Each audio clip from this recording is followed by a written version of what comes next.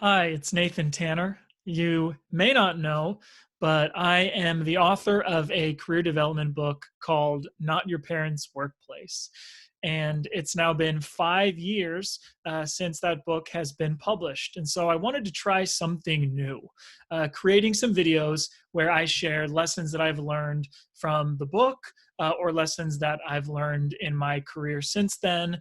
I know it's a very difficult economic environment right now and a job environment overall, and hopefully these will be helpful. And so, if you're not familiar with the book, in the book I talk about how my dad had two jobs his entire career, and his dad had one. And within less than a year of graduating from college, I had three. And the environment that I was walking into was very different from that of my parents. It was very fluid and very dynamic workplace. And so what I wanted to do is take a lot of the experiences that I had, the difficulties that I faced, and try to, put those into lessons that would be applicable to people earlier in career, in college, or in the middle of their career. And so that was the book. I didn't know what it would turn out to be when I wrote it, but I've been really fortunate by the success of the book. I've been invited to keynote a couple of conferences. The book has been used as text for a graduate program in HR, as well as for internship programs at LinkedIn, Google, and the Federal Reserve Bank of San Francisco. So thought I would experiment with a video series of sorts. We'll see where this goes. But the first topic that I wanted to talk about here is comparison. And I'm actually going to read a portion of the book and talking about comparison. I joined Lehman Brothers in 2008.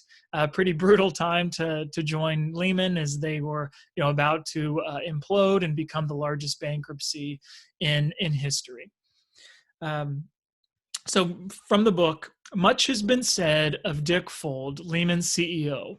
During the 2000s, Fuld was insistent on growing Lehman into an investment banking powerhouse. Goldman Sachs and Morgan Stanley were the most dominant, and according to many, Fuld was obsessed with trying to surpass them.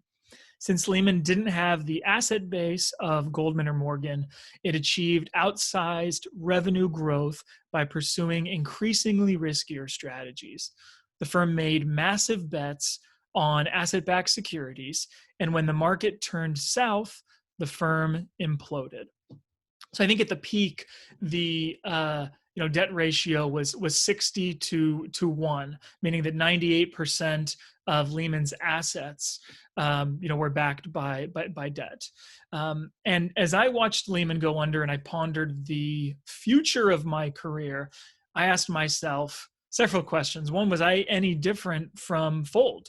Why did I pursue this career path in the first place? Did I go into banking because it was the right fit for me, or did prestige, compensation, and future career options drive my decision? So Lehman got into trouble by focusing on others when it should have been focused on what was best for the firm. Consider asking yourself whether your reasons for choosing a career path are the right ones. And so this comparison trap, I think we all get into that. It's easy to fall into. I have learned that comparison is the thief of joy. And if I play that comparison game, I can look to a high school friend of mine who's still living in his parents' basement. So, relative to him, I'm doing fairly well.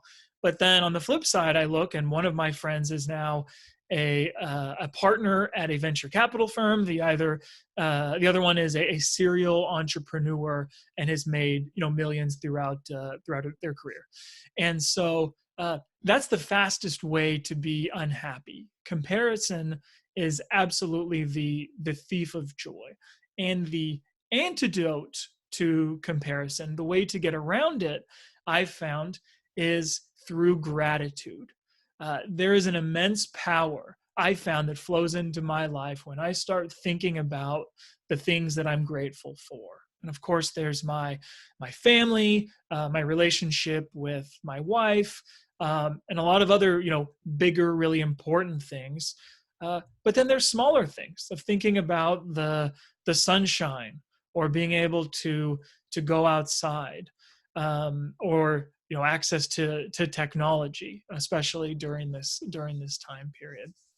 And so, the message I want to share is that comparison is the thief of joy, and the antidote is gratitude.